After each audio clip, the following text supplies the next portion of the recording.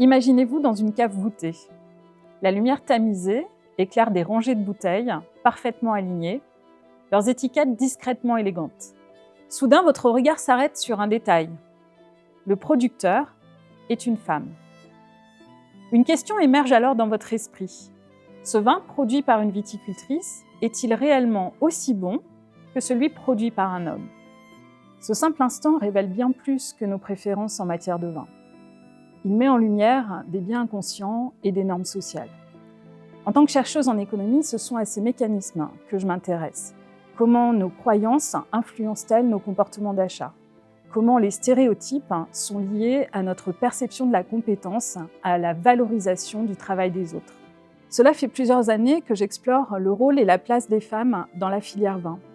Cette démarche n'est pas militante, mais relève d'une approche scientifique et s'inscrit dans un projet de recherche plus large que je mène à Kedge Business School, en partenariat avec un consortium international de chercheurs en sciences humaines et sociales.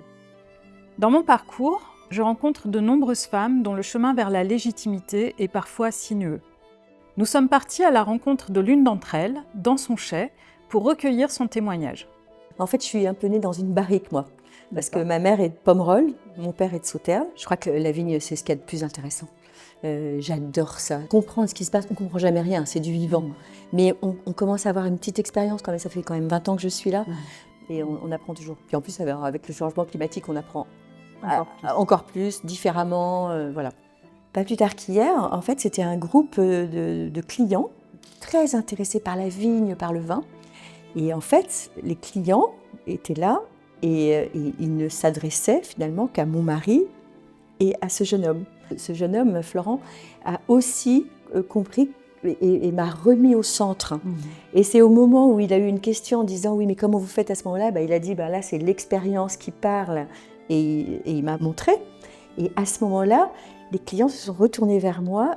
J'ai réacquis une légitimité, non pas par moi, par ma compétence, par mon expérience, mais par le fait que lui m'ait remis au centre. La féminisation de la filière vitivinicole est un phénomène indéniable. À Kedge Business School, dans les programmes vin, nos promotions accueillent autant d'étudiantes que d'étudiants. Les chiffres sont similaires en œnologie ou dans les écoles d'ingénieurs agronomes. Pourtant, de nombreuses jeunes femmes rapportent des difficultés d'insertion professionnelle et des remarques sexistes de la part de leurs employeurs, de leurs collègues, mais aussi parfois de la part des consommateurs. Le paradoxe est frappant.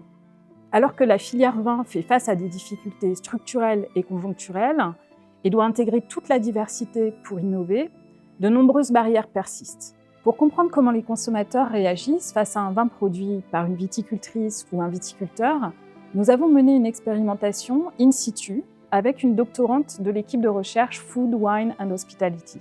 Nous avons organisé une série de dégustations à l'aveugle avec le staff de Kedge Business School.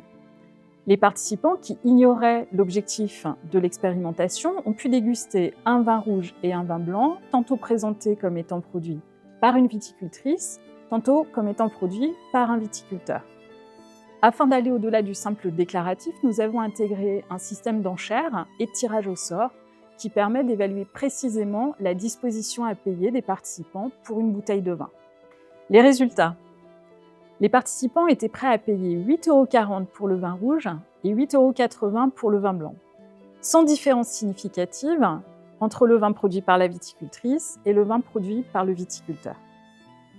Si ce résultat est rassurant a priori, il cache néanmoins une dynamique plus complexe. La viticultrice est en effet systématiquement perçue comme étant chaleureuse et le viticulteur systématiquement perçu comme étant compétent.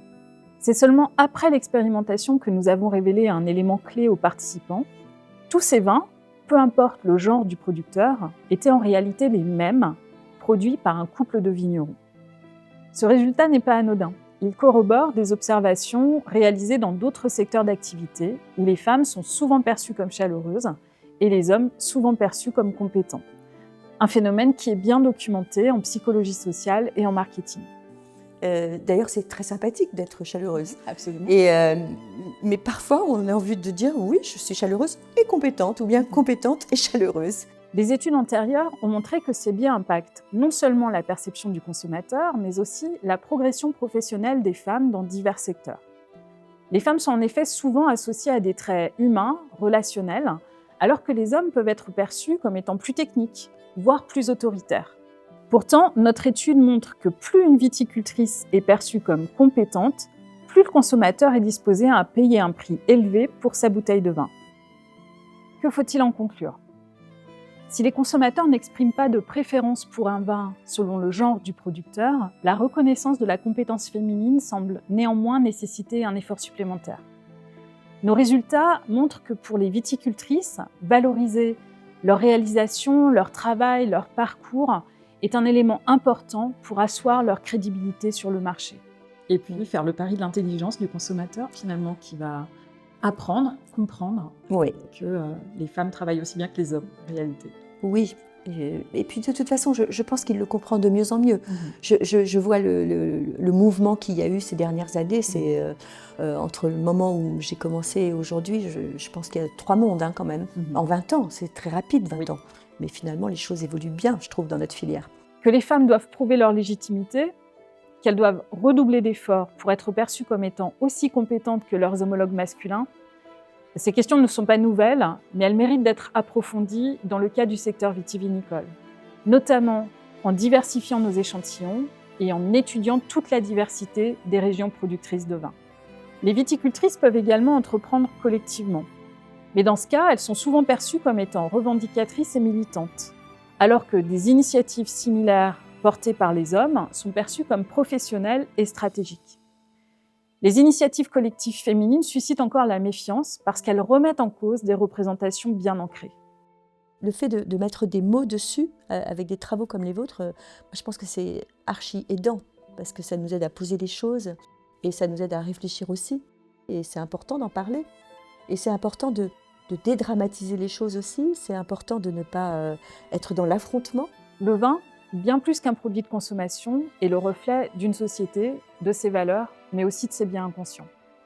Notre recherche ne se limite pas à la simple observation, mais vise à proposer des outils concrets à la filière vitivinicole. En mettant en lumière l'expertise des viticultrices, leur réalisation, la filière vitivinicole va gagner en diversité, mais également en compétitivité. Alors la prochaine fois que vous choisirez une bouteille, posez-vous cette question. Est-ce le vin que vous évaluez ou l'histoire qu'on vous a appris à croire ?